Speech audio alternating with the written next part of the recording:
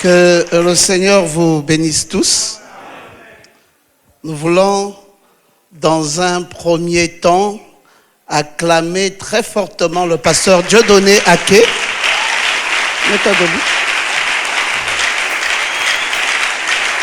Et vous savez, j'ai un profond respect pour les chercheurs. Et je me suis rendu compte que ce monsieur, c'est un chercheur. Et il a fait beaucoup de travaux, de recherche par rapport à tout ce qu'il nous a exposé. Et très franchement, nous avons du respect pour ça. Et nous voulons rassurer. Oh, vous êtes distrait, monsieur. Nous voulons vous rassurer. Notre admiration pour vos travaux de recherche.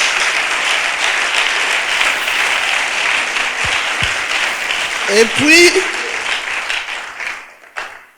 finalement, dans tout ce qui a été dit par le révérend pasteur Aké, j'avais aussi cette appréhension de ce que ce jeune homme vient de dire à la dernière minute. J'étais en train de méditer sur la connexion de cette divinité avec cette peau. Et puis, je suis bien content de ce qu'il ait répondu tel qu'il a répondu.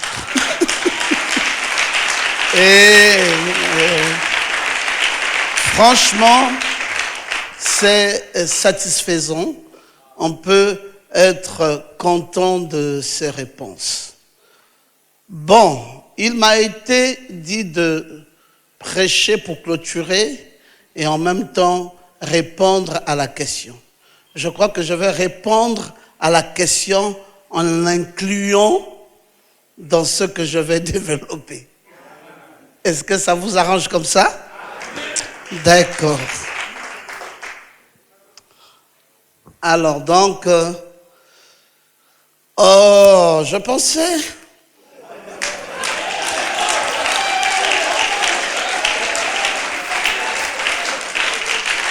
qu'il y aurait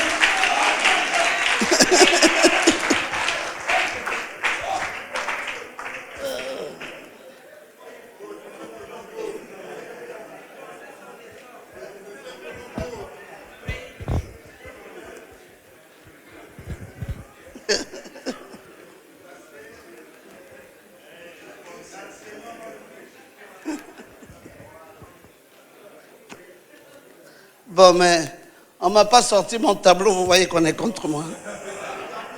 On ne m'a même pas donné de bic, donc on va... Hein?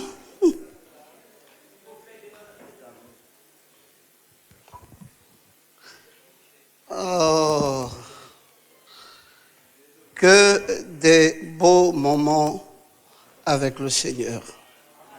Nous partons d'ici avec de très très beaux souvenirs de tout ce que nous avons dû apprendre pendant cette période-ci où il nous a été développé des choses magnifiques.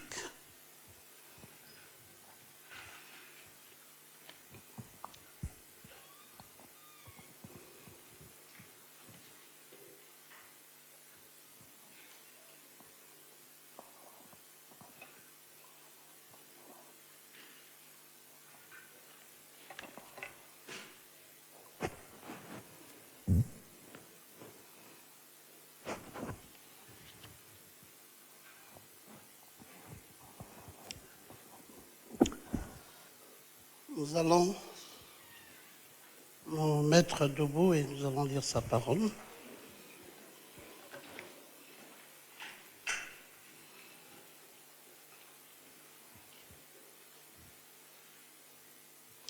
Nous allons lire dans Nombre chapitre 2. Oh, ce tableau a changé de position. Nombre chapitre 2. et nous lirons le verset 10.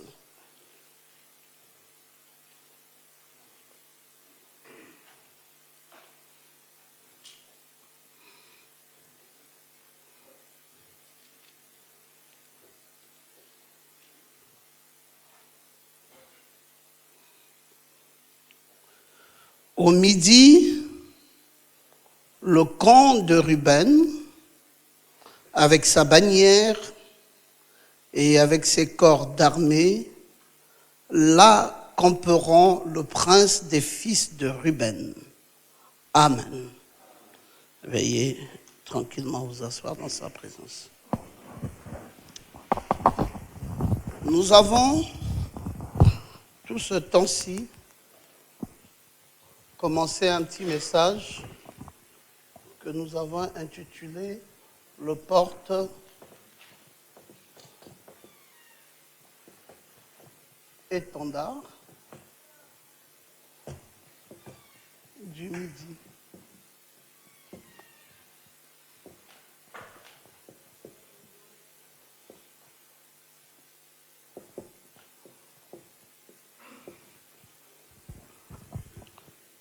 Le noir là n'est plus.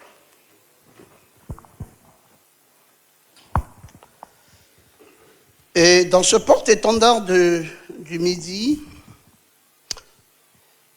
nous avons hier, bien entendu, expliqué un certain nombre de phénomènes qui se produisent dans le campement des enfants d'Israël autour du tabernacle. Et nous avons donné toute la spécification nécessaire quant à ce campement. Et nous vous avons clairement dit que nous étions intéressés par le thème de nos rencontres, parce que nous sommes bien entendu à la première édition. Et je craignais justement que nous partions d'ici sans avoir compris c'était quoi l'étendard du Midi.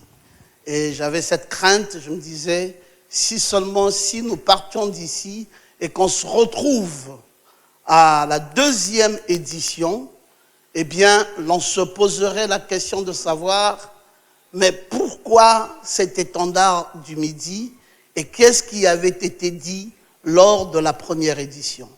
C'est la raison pour laquelle j'avais voulu me focaliser là-dessus, de manière à ce que nous ayons une vue d'ensemble dans les rencontres que nous avons faites pendant que nous étions ici à Suiko. Et hier, je vous ai bien entendu mis cette belle croix et j'ai commencé par les 4 points cardinaux en vous montrant l'Est, le Nord, l'Ouest et le Sud. J'ai dit tellement de choses hier, je vais peut-être plus revenir là-dessus, parce que vous avez dû certainement prendre des notes, et puis justement, il y a des caméras qui ont filmé, et vous avez déjà une bonne portion de cette étude, notamment sur le Midi et l'étendard du Midi. Mais ce que vous avez retenu, c'est que l'étendard, au niveau de l'Est, c'était un lion. Et l'étendard, au niveau du Nord, c'est l'aigle, bien entendu. Et l'étendard, à l'Ouest, c'est le veau. Et l'étendard, au Midi, c'est l'homme. Et j'ai commencé aussi par vous montrer que le prophète nous l'a présenté dans les 4 évangiles. Et il nous a dit qu'à l'Est, c'était l'évangile de Matthieu. Et il dit qu'à l'Ouest, ça avait été l'évangile de Marc. Et là, au Nord, c'est l'évangile de Jean. Et ici, c'est l'évangile de Luc. Et puis, j'ai quand même donné la précision selon qu'il s'agissait du docteur Lys.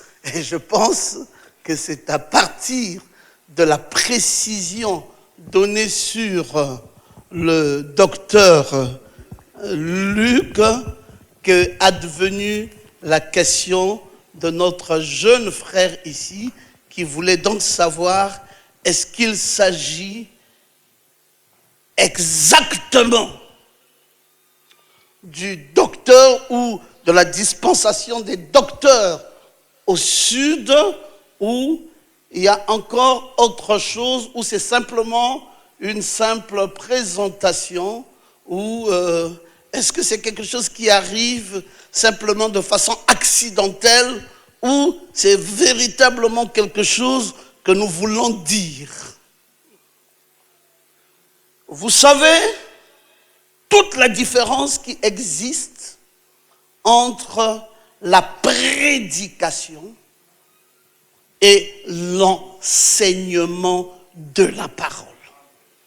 Frère Branham dit que la prédication, parlons de la prédication, il dit la prédication saisit le pécheur et l'amène à la repentance. Pécheur à la repentance. Mais il dit que c'est complètement différent de l'enseignement de la parole. Il dit l'enseignement de la parole positionne le croyant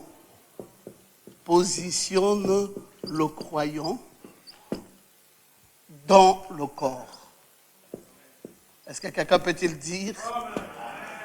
Amen. Et donc, vous ne pourrez jamais confondre l'enseignement de la parole avec la prédication. Et c'est tout le problème que nous avons aujourd'hui. C'est quoi le problème? C'est que dans le quintuple ministère des Éphésiens 4:11, nous avons les uns qui sont faits comme apôtres, les autres qui sont faits comme évangélistes,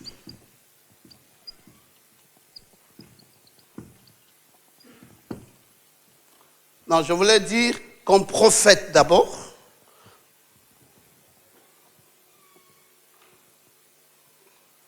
comme prophètes,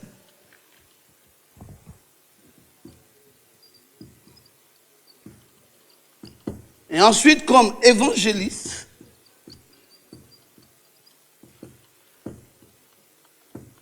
et après comme pasteur,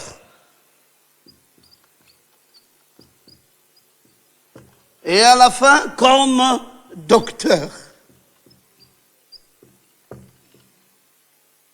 Voici comment est-ce que l'on nous présente dans Éphésiens 4:11 le quintuple ministère des Éphésiens 4:11. On dit les uns sont faits comme apôtres, comme prophètes. Si nous voulons utiliser simplement les 5 doigts de la main, on va dire comme apôtre. Vous voyez bien la précision que ça donne, même avec la main. Et comme prophète, vous allez voir ensuite l'index, comment ça montre la direction. Et comme un évangéliste, vous allez simplement comprendre comment Frère Branham dit que c'est une boule de feu. Et vous allez voir même comment, dans les doigts de la main, comment il est élevé au-dessus de tous les autres. Et puis, comme pasteur, vous allez vous rendre compte qu'en même temps, c'est celui-là qui porte l'alliance. Et comme double application en étant l'époux, le mari de l'église, et comme docteur.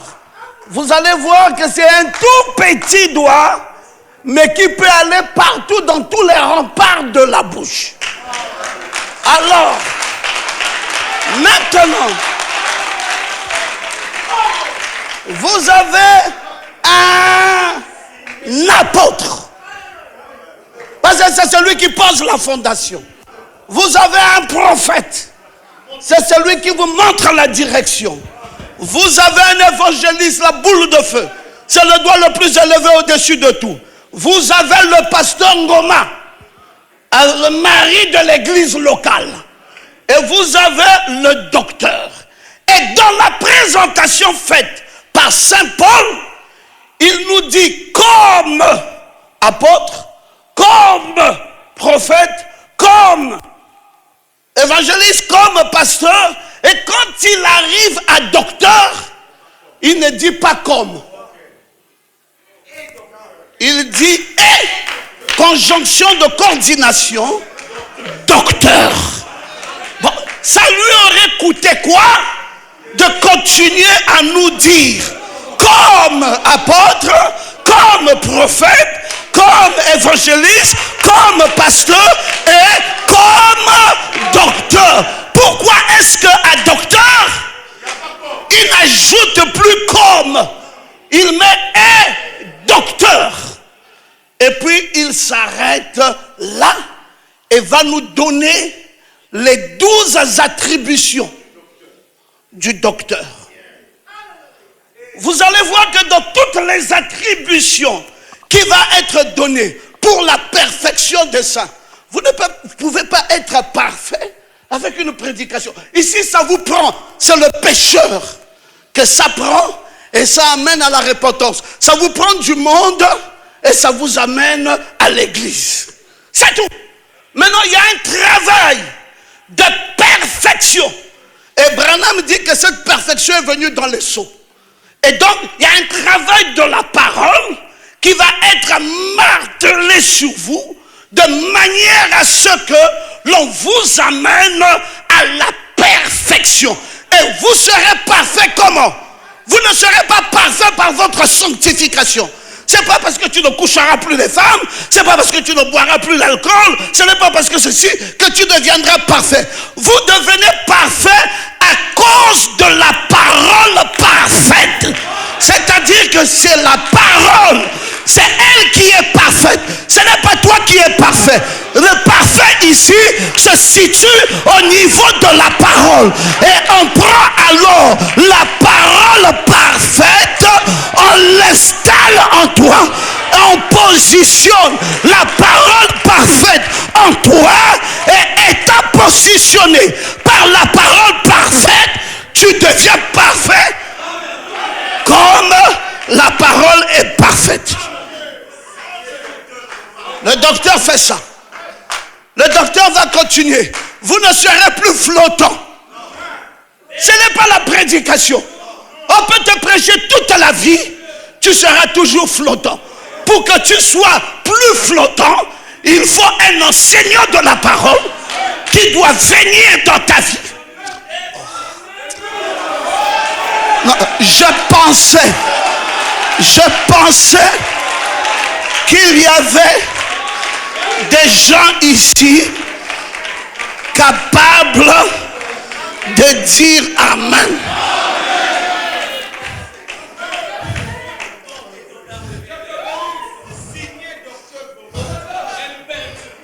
Comment allez-vous vous imaginer qu'un prédicateur puisse vous donner la colonne vertébrale et que vous soyez véritablement assis, véritablement positionné? Écoutez, Ephésiens 4, 11. Dès qu'il a fini de le dire, il dit ici, premièrement, pour le perfectionnement des saints, en vue de l'œuvre du ministère de l'édification. Donc, il y a toute une construction qui va se faire dans ta vie. De toutes les façons, j'ai déjà écrit un livre là-dessus qui a 450 pages, qu'on appelle le docteur finaliste et les 12 attributions du docteur. C'est même déjà aussi dans le net. Donc vous pouvez aller voir ça. Nous avons parlé de ces choses et nous les avons développées. On a suffisamment prouvé que les 12 attributions ici ne sont pas les attributions d'un prédicateur. Le perfectionnement, l'édification du corps de Christ. Est-ce qu'on peut continuer? Jusqu'à ce que nous soyons parvenus à l'unité de la foi. L'unité de la foi ici, c'est l'unité de la parole. Et après, que nous ne soyons plus. Alléluia. Que nous ayons la connaissance du Fils de Dieu. Et que nous soyons faits à l'état d'homme fait. Et à la mesure de la stature parfaite de Christ. Et que nous ne soyons plus emportés par tout vent de doctrine, par la tromperie des hommes, par leur ruse et dans les moyens de séduction. Donc vous allez voir que les gens qui n'ont pas la parole, aujourd'hui, les sept tonnerres ne sont pas révélés. Amen. Quelqu'un d'autre vient, les sept tonnerres sont révélés. Il dit, je ne comprends plus. Jésus n'est pas encore venu. Nous allons vous lire jusqu'en 1965 comment Jésus n'est pas venu. Il dit, mais c'est clair. Un autre vient. Il dit, hey. Mais Jésus est déjà venu. Mais regardez vous-même ici. Mais regardez ici. Amen. Le millénium a déjà eu lieu. Oh, comment ça? Le millénium a eu lieu. Beaucoup de gens sont repartis dans le monde. Fatigués de notre message, ne comprenant pas toujours les choses telles qu'ils sont enseignées, parce que nous avons laissé des prédicateurs enseigner la parole.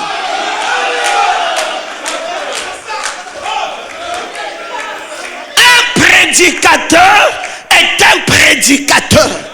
Il n'est pas moins que quiconque.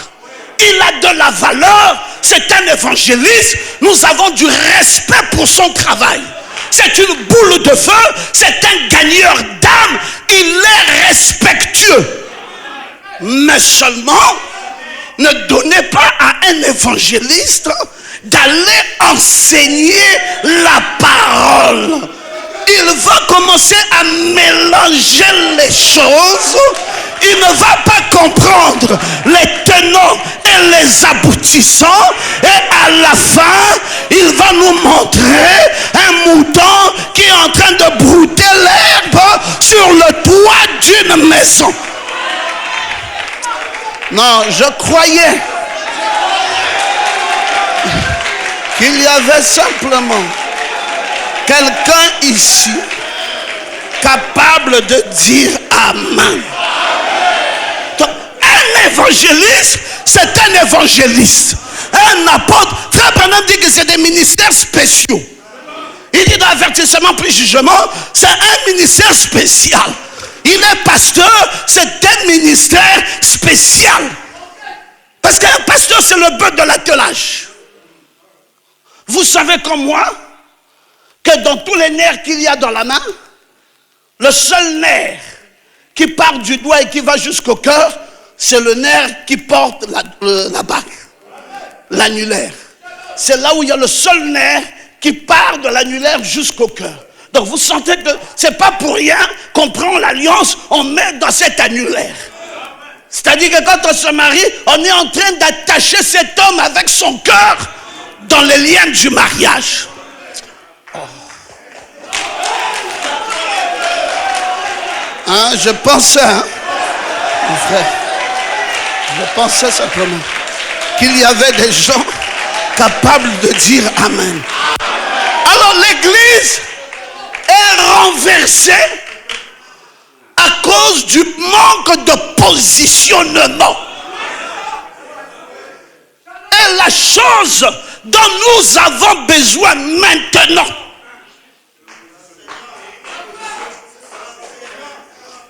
oh, dites encore Amen. On a besoin de connaître notre position dans la parole. C'est C'est ce qui nous différencie entre nous et les dénominations. C'est qu'ils ont l'évangile populaire, ils ont l'évangile social, mais nous avons un évangile qui pèse lourd. Quand nous on se tient et on parle, un dénominationnel disparaît. Parce qu'il sent que là c'est du lourd. Et ce n'est pas facile de résister devant le véritable enseignement de la parole de ce message. Alors je pensais.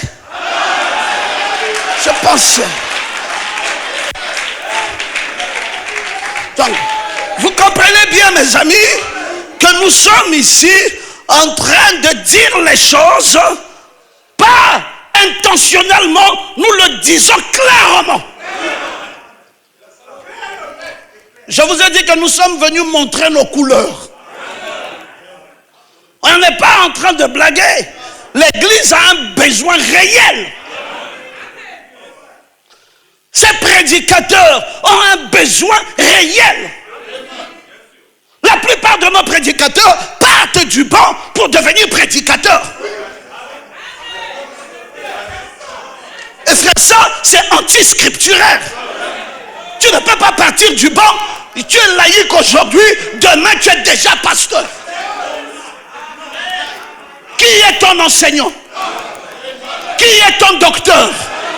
Qui t'a positionné dans la parole? Qui t'a enseigné certaines choses? Mais mes frères, c'est un fardeau le ministère. C'est pas quelque chose de facile. C'est quelque chose à laquelle on a engagé une vie. Et quand nous nous retrouvons avec ces jeunes gens qui aspirent à prêcher, nous voulons leur donner les outils de travail. Alléluia. Aujourd'hui, c'est facile d'avoir ces outils-là. Mais hier, ce n'était pas facile. Nous avons écrit des brochures entières à la main. Tu écoutes la bande, tu écris, jusqu'à ce que la brochure finisse. Et oui, parce qu'il fallait avoir les outils de travail. Et si on te disait qu'il y a une brochure qui est apparue à Kinshasa, tu vas voyager de Libreville pour Kinshasa, juste parce que tu t'en vas à la recherche des brochures. Et il fallait les avoir pour connaître la pensée de Dieu pour aujourd'hui. Pour que tu ne te tiennes pas là en train de donner tes idées à toi. Parce que ce que nous voulons, ce ne sont pas les idées des hommes. Nous voulons écouter ce que William Branham a dit. Oh, je pensais qu'il y avait des gens. Donc, il faut que quelqu'un soit formé.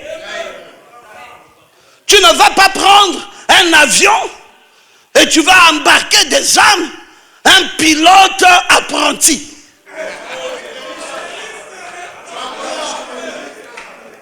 Tu n'as jamais fait des études de pilotage et tu te mets là, tu prends l'avion, tu dis embarquez-vous, je vais vous amener à Brazzaville.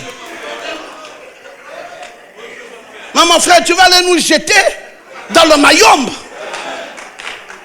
Et nous allons tous mourir. Donc nous devons être certains de celui qui monte là et qui prend la responsabilité de nous conduire. Mais là, il s'agit du corps. Mais le prédicateur, l'enseignant de la parole, ce n'est pas une affaire de corps, c'est une affaire d'âme. Et je vais vous surprendre, beaucoup de pasteurs ne sont pas enseignés.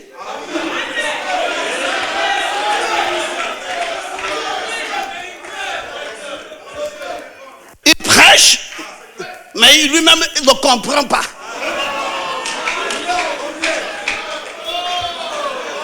Et tu lui dis, mais papa, pourquoi tu ne me formes pas? Quelqu'un qui n'est pas formé va te former. Lui-même n'est pas formé. Et puis il a des problèmes.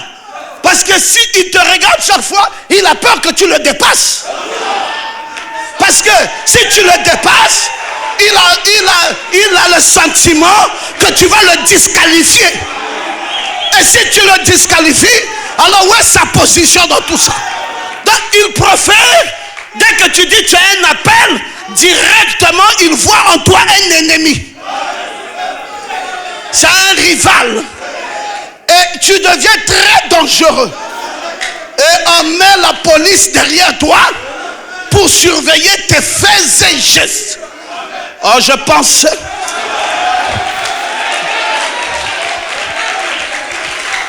Mes amis, quand tu connaîtras la parole véritablement, je te dis que le complexe va tomber.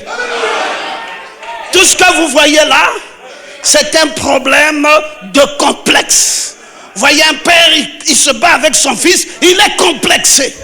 S'il connaissait sa position, s'il connaissait ce qu'il avait reçu, s'il était blindé, son fils ne lui ferait plus peur. Il l'accompagnerait, il l'encadrerait, il le formerait et il n'aurait jamais d'inquiétude. Oh non, mes inquiétudes, c'est qu'ils me prennent les brebis. Mais les brebis là, pour commencer, ce n'étaient pas mes brebis. Les brebis là ne nous ont jamais appartenu. Ce sont les brebis du Seigneur.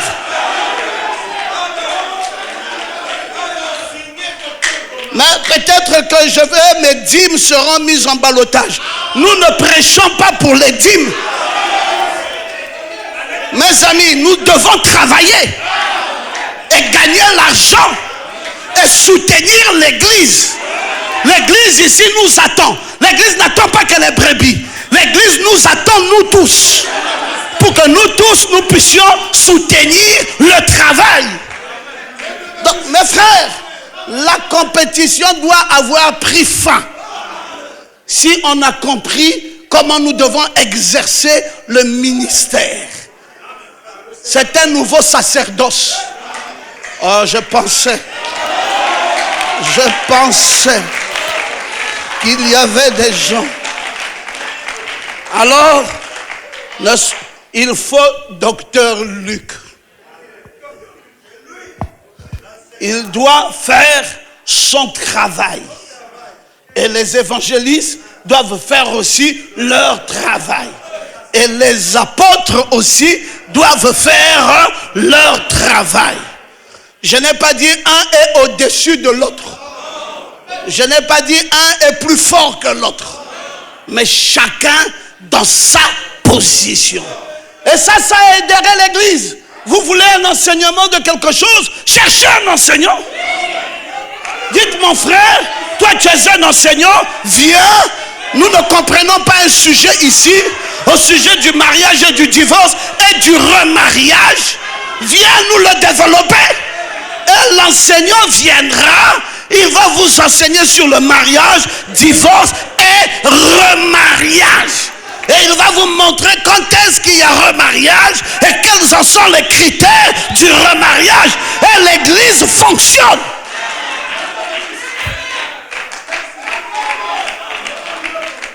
Alléluia. Il faut que docteur Luc fasse son travail. On n'a pas mis un oiseau là pour faire un travail. On n'a pas mis un veau là pour faire un travail. On a mis un homme pour faire le travail. Et nous n'allons plus reculer. Nous sommes maintenant au temps, plus du temps du soir, nous sommes arrivés au temps de la nuit profonde. Et les gens sont endormis. Et il faut maintenant les réveiller. C'est un travail fabuleux. Tout le travail qui a été fait. Il faut réveiller toutes ces semences et les amener vers le lever du soleil. Parce que c'est une nouvelle dispensation. Nous ne sommes plus dans les dispensations anciennes. Nous sommes arrivés dans une nouvelle dispensation. On doit savoir, même quand on est ministre, on doit savoir qui parmi nous. à un mandat plus élevé.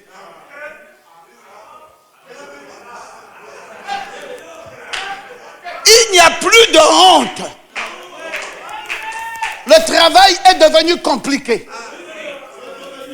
Tu es Jean-Baptiste. Oui, la cognée est mise sur le pied de l'arbre. Va faire ton travail en forêt. On ne peut pas t'amener en ville.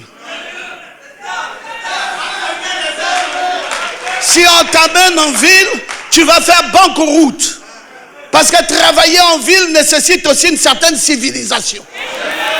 Il y a une éducation qui va avec le milieu dans lequel tu te tiendras. Donc, tu as besoin d'être formé, même dans ton attitude, même dans ton comportement de pasteur, alors que tu travailles dans une grande métropole. Et maintenant, tu vas. L'autre, c'est un Élysée. Il est éduqué sur certaines choses. Mais ça n'exclut pas que Jean-Baptiste soit prophète et qu'Élysée soit prophète. Chacun connaissant son appel et chacun respectant la position dans laquelle Dieu l'aurait placé.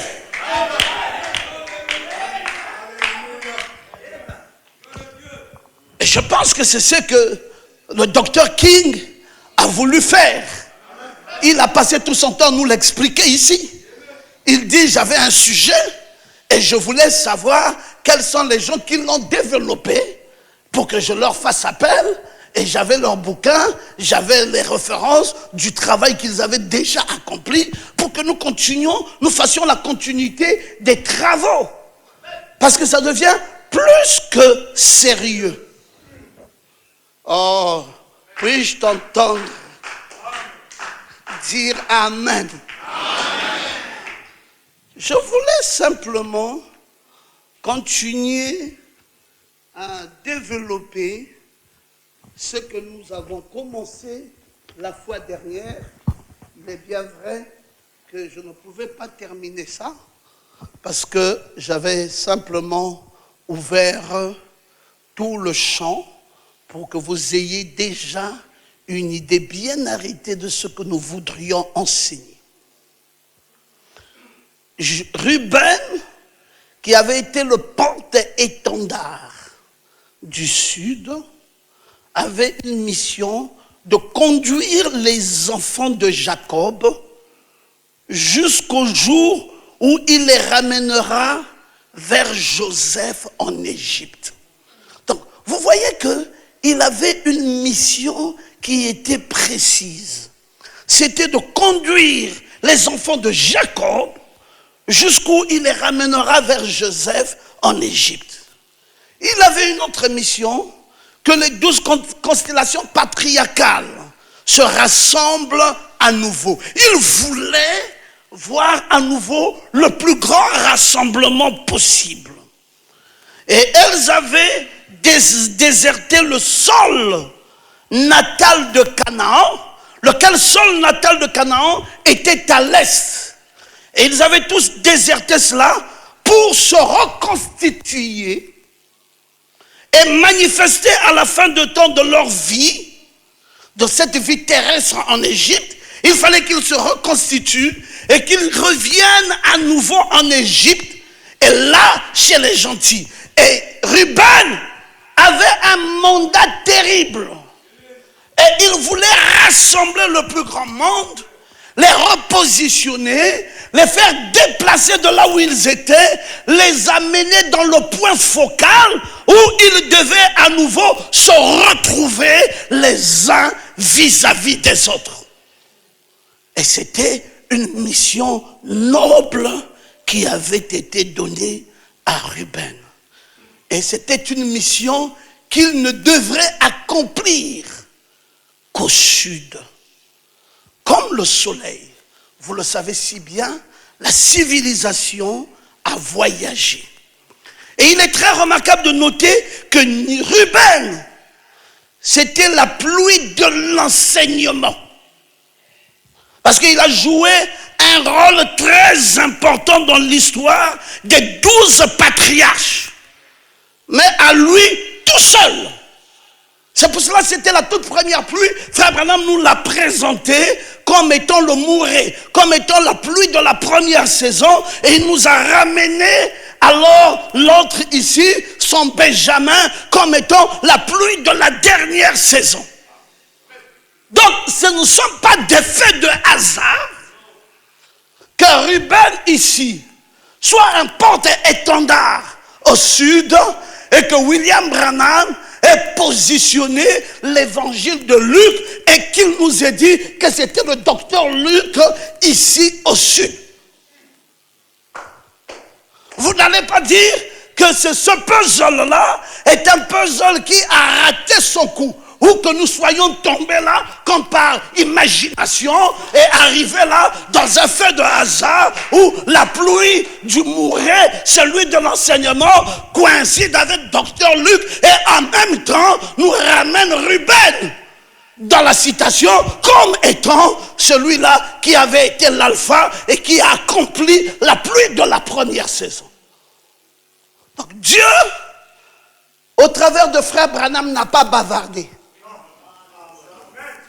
Mais il a parlé. Branham n'a pas bavardé. Alors, c'est grâce.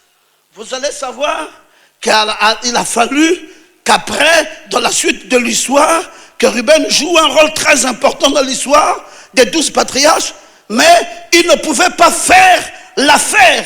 Il fallait Benjamin, qui était la pluie de l'arrière-saison, la pluie de la moisson, pour provoquer cette étincelle de la grande révélation.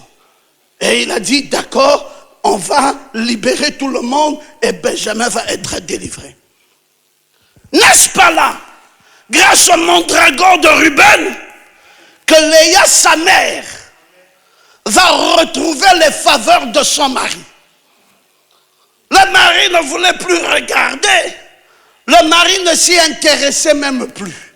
Mais il a fallu les mandragores de Ruben pour que le mari ait maintenant une attention particulière sur Léa, sa femme. Il y a un rôle important que les sudistes vont jouer maintenant, qui va ramener l'amour parfait de Christ à l'endroit de son épouse. Oh, je pensais que quelqu'un pouvait dire Amen. Donc nous sommes en train de marcher sur les traces ensanglantées de la prophétie.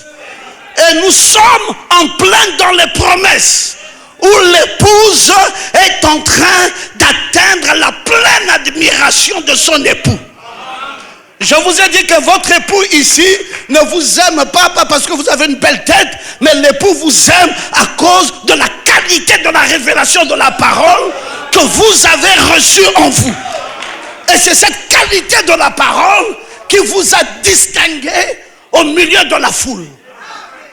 Et il devrait donc amener quelque chose d'enivrant. Parce que ces mandragores, c'est pour créer de l'ivresse.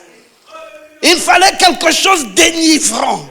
Quelque chose qui amènera la tourmente. Quelque chose qui amènera un voyage où tu iras dans d'autres types de dimensions. Alléluia. Et nous voici maintenant là. Et il doit enfanter Léa grâce aux faveurs que le mari lui accordera et l'amour que le mari lui donnera. Dans le travail de Ruben, va nous enfanter un fils que l'on appellera Issachar. Selon Genèse, au chapitre 30, partant du verset 14 à 18. Et c'est lui qui délivra Joseph quand les autres frères ont voulu le tuer. Donc, Ruben a fait un travail qui offrit 2 de ses fils comme gage dans le retour de Benjamin. Donc, vous voyez, même le retour de Benjamin est conditionné par le travail inlassable que doit jouer Ruben.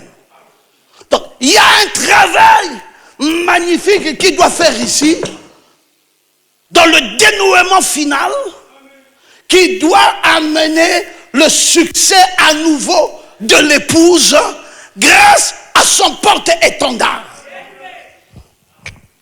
Un ministère d'enseignement de la parole exigé. Dans cette période de temps, pour l'accomplissement d'un certain nombre de choses. Alors que le réveil de la reine de midi est en train de s'accomplir. Laquelle reine doit venir avec des grands biens. Je vous ai dit hier que cette reine ne se lève pas avec les mains vides. Elle doit se lever avec des grands biens. Et ne prenez pas ça à la légère. C'est pour cela, l'église, les pasteurs doivent amener ces enfants-ci à réaliser qu'ils peuvent tout avoir s'ils le croient. Et que votre Dieu est capable de tout vous donner. Mais ça ne dépendra que du type de nourriture que vous mangerez. Parce que vous ne deviendrez que ce que vous aurez mangé. Alors je pensais qu'il y avait des gens ici. Donc, c'est pas la peine de laisser l'église dans la misère et laisser les païens se moquer de ce message. Quand vous croyez à ce message, les trésors du ciel vous sont automatiquement donnés. Quand vous croyez dans ce message, vous avez brisé la pauvreté dans votre vie. Et la grâce étonnante de Dieu viendra automatiquement dans votre vie. Et les gloires de Dieu se feront nécessairement voir dans vos vies. Vous parlez d'un réveil de l'Afrique. Si l'Afrique n'est pas impressionnante, si cette Afrique est simplement en train de tendre la main, vous pensez que cette Afrique sera mise en considération? Elle dit non, c'est moi, je suis l'Afrique, hein. C'est maintenant mon temps de réveil, je vais me lever, et puis bon, écoutez, respectez-nous, hein. C'est nous qui avons des richesses ici. Branham a dit, votre problème, c'est qu'il faut commencer par changer la mentalité. On doit changer le mining, on doit changer ta façon de penser, ta façon de réfléchir. Alors je pensais que quelqu'un pouvait dire amen. Et quand tu auras changé cette manière, tu vas te lever. Tu ne resteras pas toujours là en train d'assister. C'est ton temps à toi. Tu dois te mettre debout. Parce que c'est ta saison. Et te levant, tu vas te lever avec des très grands biens. Mais là où tu vas aller, tu vas aussi à la rencontre des grands biens. Donc, c'est une profondeur qui va appeler une autre profondeur. C'est une richesse qui va attirer une autre richesse. C'est pour cela que vous voyez que quand cette reine du Midi arrive chez Salomon, elle doit remarquer 8 choses. Elle remarque sa maison. Elle dit, ça, je commence à voir que les histoires qu'on m'a racontées là, ça marche. Elle dit non, je dois encore observer autre chose. Elle va même jusqu'à regarder ses serviteurs. Elle va même jusqu'à regarder les maîtres de sa table. Oh, je posais. La reine de Séba a pris la renommée que possédait Salomon. Nous sommes en train de lire 1 Roi au chapitre 10. À la gloire de l'Éternel, elle vint pour l'éprouver par des énigmes. Elle arriva à Jérusalem avec une suite fort nombreuse. Elle n'est pas une petite dame. Elle vient avec une escorte. Elle dit, vous n'allez pas être scandalisés. Je ne suis plus celle que vous aviez pensé que j'étais. Je viens dans une position de reine. Or, quelqu'un peut-il dire amen? Et avec des chameaux, portant des aromates. Elle avait avec elle de l'or, Elle avait de très grands biens et en très grande quantité et des pierres précieuses. Elle se rendit auprès de Salomon et elle lui dit tout ce qu'elle avait dans le cœur. Salomon répondit à toutes ces questions. Il n'y avait eu rien que le roi ne sut lui expliquer. La reine de Séba vit la sagesse de Salomon. On peut dire ça suffit. La parole était déjà là. Est-ce qu'elle ne pouvait pas être satisfaite avec ça? On dit non. Elle vit aussi la maison qu'il avait bâtie. Mais pourquoi un tel détail? En quoi est-ce que c'est important? Nous ici, nous sommes en train de chercher que la reine remarque simplement la parole. Mais la reine remarque et la parole et la maison qu'il avait bâtie. Bon, ça va? On est satisfait? Tu as regardé la maison, reine? Tu peux repartir. La reine dit non. J'ai encore des choses que je dois observer. Est-ce qu'il y a-t-il quelqu'un ici? Elle vit les mets de sa table. Est-ce que ce n'est pas suffisant? Elle vit la demeure de ses serviteurs. Elle est en train d'inspecter. Parce que cette reine du Midi, qui doit accomplir le réveil dans ce temps de la fin, est très pointilleuse. Elle veut remarquer un Dieu au complet. Elle ne veut pas remarquer un Dieu et en plus de cela, il y a d'autres petits manquements. Donc quand elle a remarqué la sagesse et qu'elle a dit Amen, on ne dit pas à la reine du Midi que c'est fini.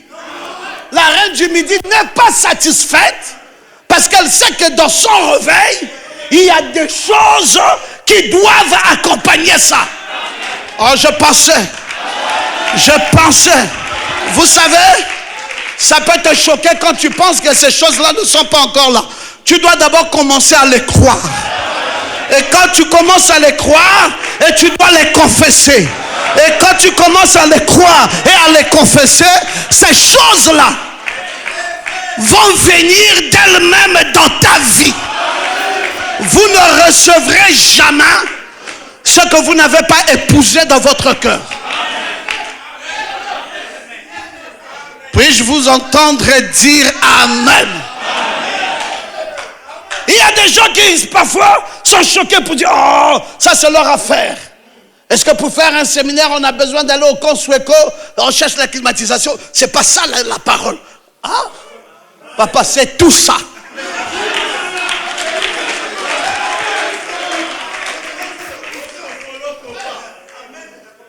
C'est tout ça que cette reine dans la prophétie est en train de regarder. Elle a regardé la maison, elle a regardé la demeure des serviteurs, elle a regardé les mets de la table. On a dit, maman, ça va? Elle dit, non, ça ne va pas. Je veux encore regarder les fonctions et même les vêtements de ceux qui servent. On dit quoi? Il dit, oui, même les vêtements. Je dois savoir comment. On dit, c'est ça ton compte rendu? Il dit, pour que je m'incline et que je voie que ce Dieu-là est vrai. J'ai un certain nombre de choses. C'est une pile de choses dans mon esprit que je dois voir. Et nous sommes dans le réveil du Sud. Nous n'avons pas le droit d'occulter ce réveil. Nous n'avons pas le droit de le déformer. Nous n'avons pas le droit d'amener ce message comme il était au commencement à Kouka Bateke. Les dispensations ont changé.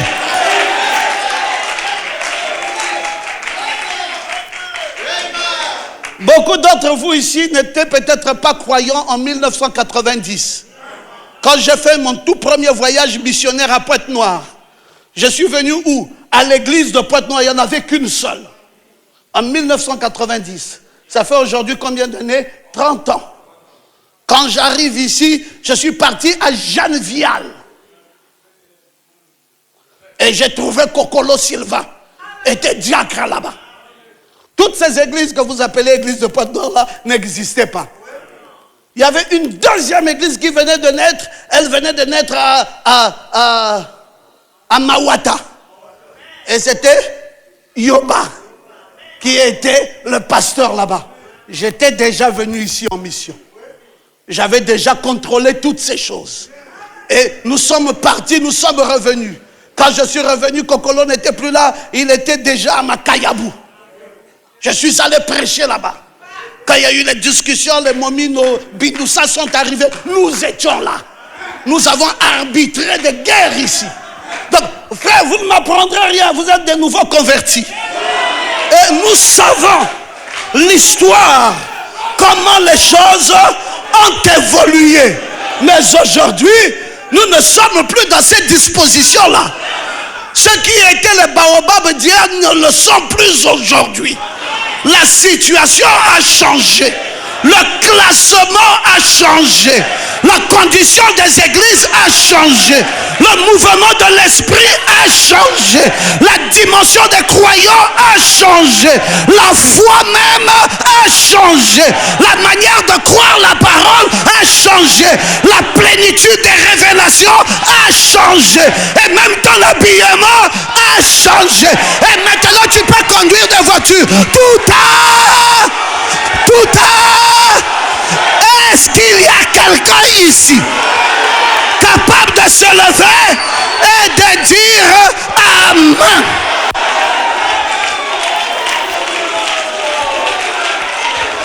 Frère, vous parlez de qui? Moi je suis venu rendre visite à Pasteur Condé à Fort-Tchétché. Et nous sommes sortis de sa maison. On a arrêté le taxi. On est rentré dans la voiture. On est arrivé à l'église. Parce qu'on est très caractériel. Pendant tout ce temps-là, il ne me dit rien. Nous arrivons à l'église. Et puis il dit, il y a un enfant là qui est venu du Gabon. Il y a un petit jeune homme qui est ici. Nous allons lui céder la chair. Son fils est ici. Mais mes amis, quel temps glorieux! Nous devons savoir que notre Dieu, ce n'est pas le Dieu d'hier. Notre Dieu a évolué avec nous. Il y a beaucoup de personnes qui étaient appelées à croire ce message. Et ces personnes sont arrivées dans ce message. Et aujourd'hui, on peut avoir des rassemblements comme ça. Oh, je pensais que tu pouvais...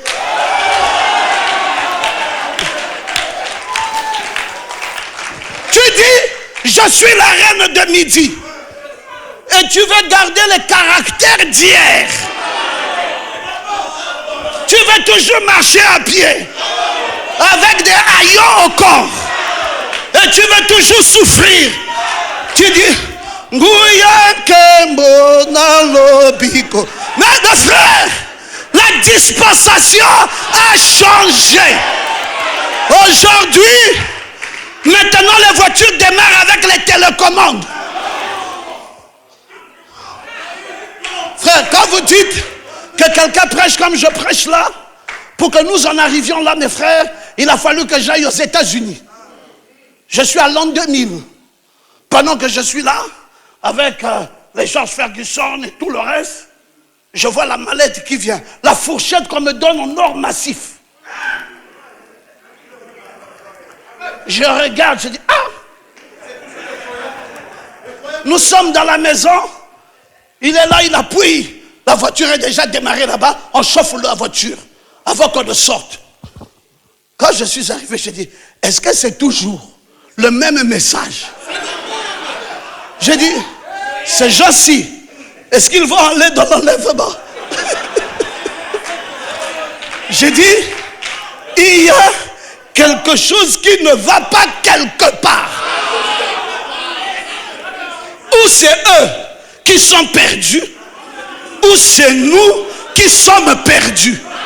Quand je reviens des États-Unis pour la première fois, je m'enferme. 4 ans. Oui. Mes frères, je me suis enfermé 4 ans. J'ai coupé les liens avec les amis. J'ai dit, je relis le message. Et je relis la Bible. Maintenant, je voyais les voitures là partout. Je dis, oh, mais c'était là. Oh, mais c'était ici. Oh, mais c'était là dans les brochures. J'ai sorti un gros livre comme ça, de 675 pages, sur les 17 lois de la prospérité. J'ai dit, maintenant, venez attaquer. Nous allons prêcher la prospérité. Parce que l'épouse de Jésus, Joseph, le fils de la prospérité, c'est le type même de l'épouse. Non, mes amis, qu'on ne te mente pas. Tu dois prospérer à tous égards, comme prospère l'état de ton âme. Et tu dois être en bonne santé. Je croyais que tu t'élèverais et que tu dirais Amen. Donc, mes frères, arrêtez de nous embrouiller.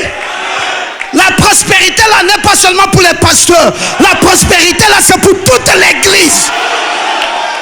On doit pousser les croyants. La reine de midi là c'est pas les pasteurs. La reine de midi là c'est toi ma fille. C'est toi ma fille. C'est toi ma fille. C'est toi mon fils. Nous tous, nous devons nous lever avec des grands biens. Et pendant que nous sommes dans ce voyage et que nous entendons la sagesse de Salomon, nous vérifions aussi. Qu'est-ce qu'il y a là-bas? Les mets là, c'est quoi? Ils ont les jambons et tout ça. Et toi ici? Hein? Toi ici, tu as quoi? Mbouata. Tu as mbouata. On doit vérifier ça. Oh, est-ce que c'est ça le ciel? Pourquoi c'est écrit dans la parole? Donc, est-ce que ces choses-là sont dites ici pour meubler la parole? Ou elles sont dites ici pour notre édification? Toutes ces paroles-là ne sont pas ici pour meubler la parole. Alors, la reine a vérifié les fonctions, les vêtements. Elle a même vu les échansons. Elle a surveillé les holocaustes qu'on offrait. Elle a vu tout ça. Et alors, elle est entrée hors d'elle-même. Elle a dit au roi. Donc là, maintenant, elle a pris conscience. Elle est rentrée au-dedans d'elle-même. Après avoir vu tout ça, elle a dit au roi, maintenant, j'ai entendu parler au sujet de ces choses-ci. Mais là, maintenant, mes yeux ont vu. Je peux maintenant m'asseoir et dire que ce message, c'est la vérité. Est-ce que nous sommes dans le réveil du Sud? Non, je vous pose la question. Est-ce que vous êtes dans le réveil du Sud? Non, si vous êtes dans le réveil du Sud, mettez-vous debout et dites Amen. Parce que je ne veux pas terminer cette réunion avant d'avoir proclamé la bénédiction dans ta vie.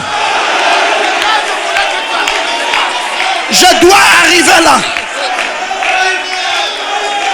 Permettez que je vous dise que c'est mon travail. Je vais transférer la bénédiction. Je vais transférer la gloire. Je vais transférer le succès. Je vais transférer l'élévation. Je vais transférer. Donc, mon frère, tu n'es pas venu ici par hasard. Tu n'as pas persévéré jusqu'à 7 heures par hasard. Tu vas sortir d'ici pas comme lorsque tu y es venu. Tu es venu pauvre. Tu es venu malheureux. Tu es venu en haillon. Mais quand tu sors d'ici, dans le réveil du Sud, tu dois avoir les bénédictions de ce réveil. C'est un réveil où il n'y a pas de pauvreté. Non. Dis Amen. Nous n'allons plus regarder les blancs et les admirer. C'est ici qu'on va construire les belles églises. C'est ici où nos enfants vont conduire les belles voitures. C'est ici où les pasteurs vont voyager partout où ils voudront partir. C'est ici. Il y a un réveil en Afrique. C'est pas seulement le réveil de la parole, mais c'est aussi le réveil dans ta maison. Non, permettez que je vous dise que même ta femme, l'amour va augmenter. Parce que l'une des choses aussi qui fait que la sœur est toujours malade, c'est parce que frère, tu es trop pauvre. Ça ne donne pas la joie dans le mariage. Mais ce soir, ce soir, je vais changer ta position. Parce que tu es la reine de midi. Et cette reine doit avoir sa position. C'est pour cela, mes amis, ne donnez pas l'étendard là à n'importe qui. Ils vont prendre l'étendard du midi, qui a tout un réveil de richesse. Ils vont flotter ça ici. Cet étendard est fait de le soulever. Tout le monde doit voir. On doit rentrer là avec des nouveaux cantiques. Tu vois la soeur qui dit: ah, ma Marie, je t'aime. Hein? Tu dis: mais tu m'aimes pourquoi? Il dit: avant je t'aimais, mais pas comme maintenant.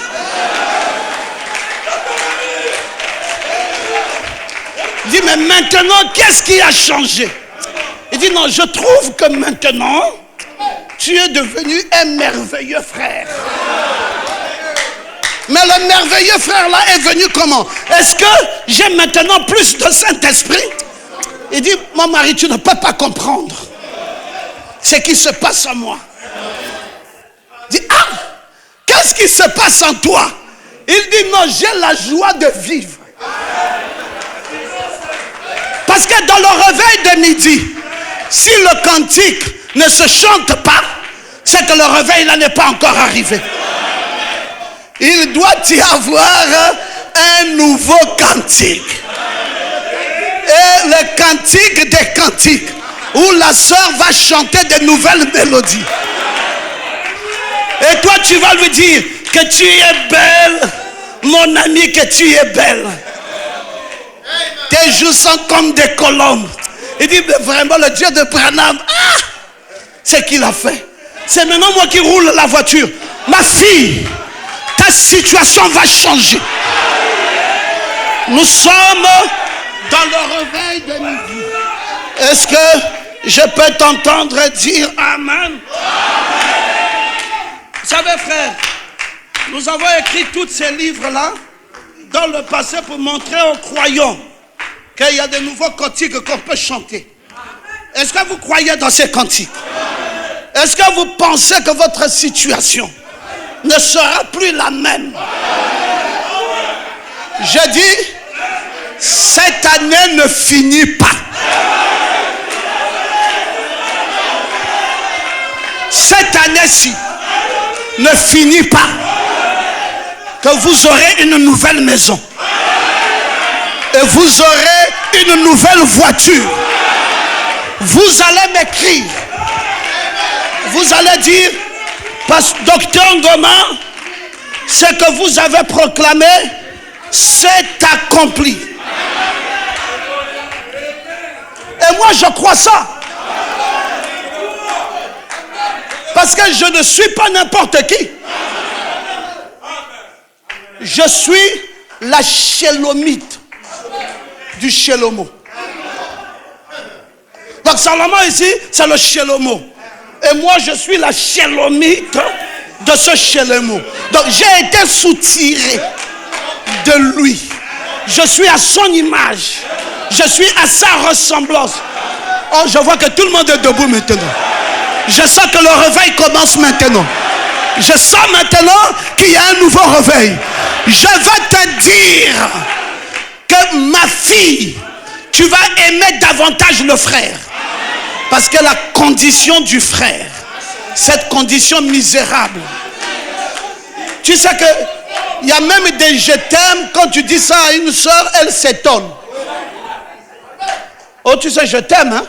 Dis, ah. Après, elle bouge la tête. Elle dit, mon Dieu, c'est la malédiction ou quoi? Qui m'a donné un tel mari? Tous les jours, les brochures. Frère Branham m'a dit. Mais on ne voit pas ce que Frère Branham m'a dit là. Ça ne se réalise pas. Je dis qu'à cause de ce réveil, cette condition-là va devoir changer. Je croyais que tu devais. Alléluia. C'est un temps nouveau. Que tu comprennes Dieu ou que tu ne le comprennes pas, tu reçois maintenant même le changement complet de ta vie. Et tu vas savoir que le Dieu de William Branham est une réalité. Et je ne suis pas venu ici à Pointe-Noire pour que ta condition reste la même. Quand je sortais ici hier, il y a un frère qui m'a dit, Docteur Ngoma, regardez la voiture, regardez comment j'ai été béni, parce que vous aviez proclamé la bénédiction dans ma vie. Il y avait des frères ici qui m'ont raconté ça. Ici, là dehors. J'ai eu beaucoup de témoignages. Lui là, il m'a témoigné. Il y a eu beaucoup de gens qui m'ont témoigné. Dit, notre condition n'allait pas.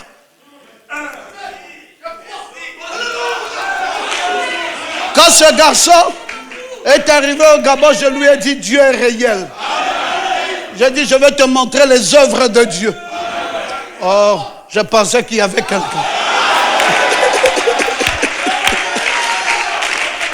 Quel temps glorieux! Quel temps glorieux! Ne pouvez-vous pas le voir? Quel temps glorieux que celui-ci! Il est si glorieux pour moi. Quel temps! Bientôt je vais prier pour toi. Tu lèves simplement tes mains maintenant. Vous parlez voir. Quel temps glorieux que celui-ci. Il est si glorieux pour moi. Alors que tes mains sont levées, tu vas répéter cette prière après moi. Seigneur Jésus, je te rends grâce. Je te loue. Je te bénis de ce que tu as changé ma vie. Dans cette ère du verseau, là où le 7e ange était là debout, et que l'ange puissant descendait et qu'il répandait dans la bouche du 7e ange, et que ce dernier recevait la pleine révélation. Oh mon Dieu, il s'est revêtu d'une nouvelle robe sacerdotale pour célébrer le mariage de la tête avec le corps. Il a commencé lui-même à répandre cette grâce. Seigneur, maintenant, je peux me réjouir comme ce grand poisson. Je peux boire les eaux vives.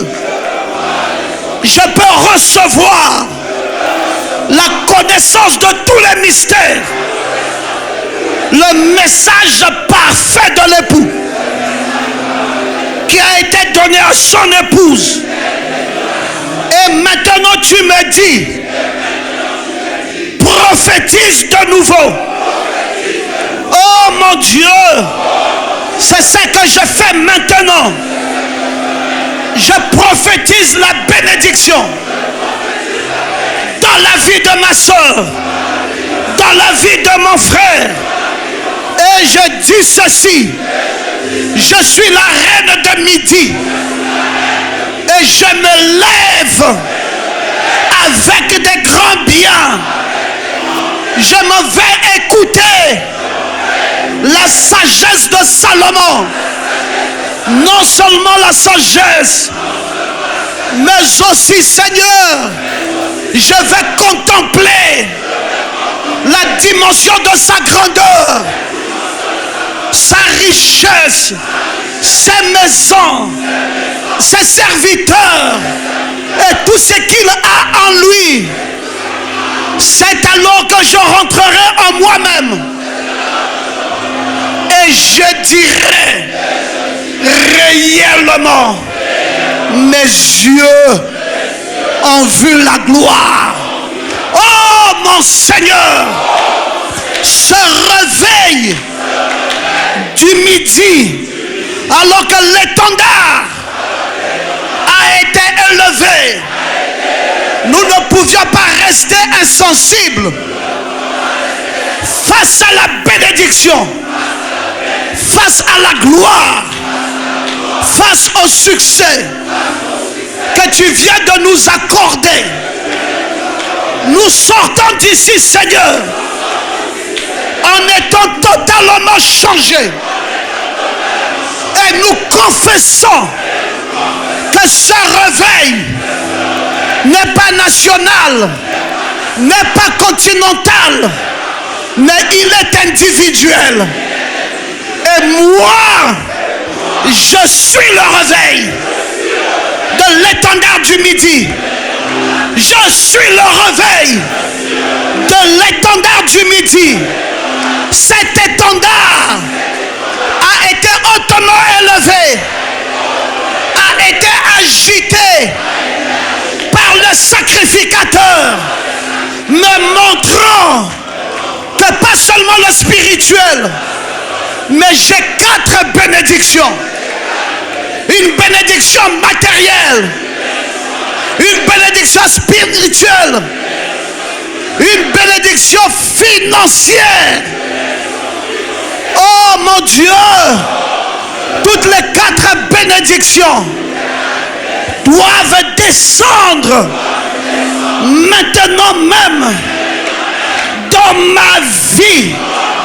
Oui, Jésus, ma vie est changée. Dès ces instants-ci, la maladie s'en est allée de mon corps.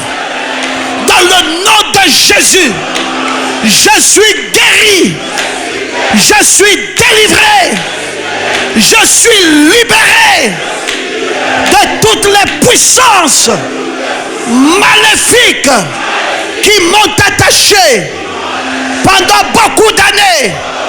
Je sors de ces réunions en étant guéri, en étant délivré, en étant libéré dans le nom de Jésus.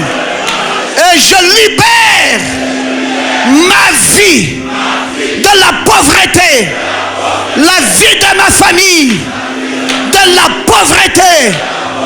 Et je proclame dans le nom de Jésus le succès dans ma vie. Oh mon Dieu, je suis reconnaissant de ce que tu m'as donné, ce que je n'avais pas reçu. Même la bénédiction physique, tu viens de me l'accorder. Alors que tu m'as accordé la bénédiction matérielle,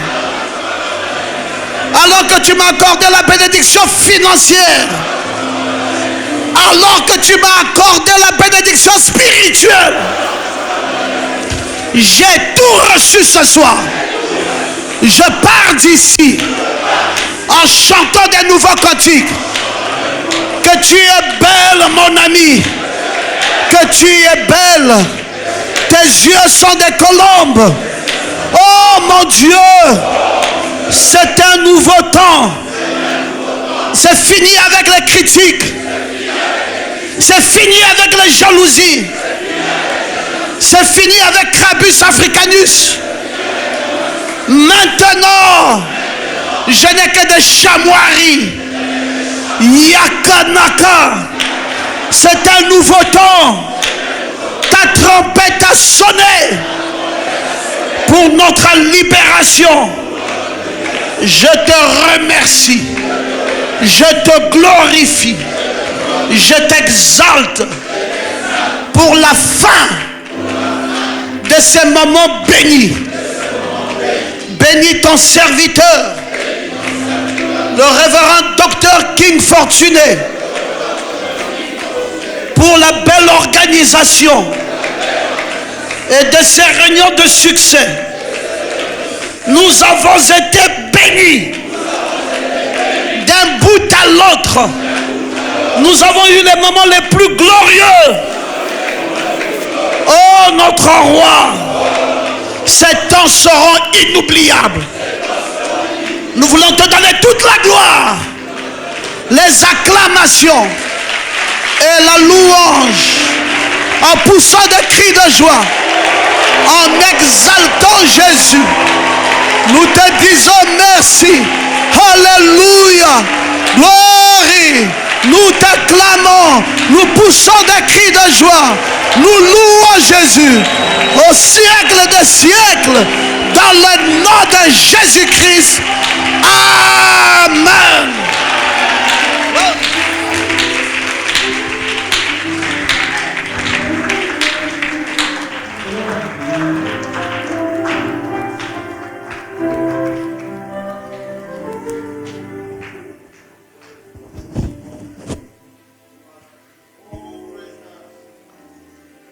Alléluia. Alléluia. Quel atterrissage. Hier, j'ai dit, comment le vieux là a atterri et puis n'a pas béni. Amen. Comment il a fini et il n'a pas béni le peuple. Alors qu'il est ici pour bénir. Amen. Mais je crois que la mission est accomplie. Amen. Voilà pourquoi je l'ai dit, il faut qu'il soit là. Amen. Il dit, mais pasteur, qu'est-ce que tu veux faire? Il vient pour bénir. Et je crois en cette bénédiction. Je suis béni. Je suis béni. D'ailleurs, je suis la personne la plus bénie ici. Amen. Alors, je crois que c'est une réussite merveilleuse. Il y a eu des réunions, mais pas comme celle-ci. Non, j'ai assisté à des réunions. Mais celle-ci, c'est différent. Alors, viens conduire et puis on va se réjouir. Oh là là, je suis ivre. Amen. Je suis vraiment ivre. Que Dieu bénisse l'ancien. Franchement. Est-ce que l'on peut dire Chamoirie à Kanaka, son voisin? Chamoirie à Kanaka. Chamoirie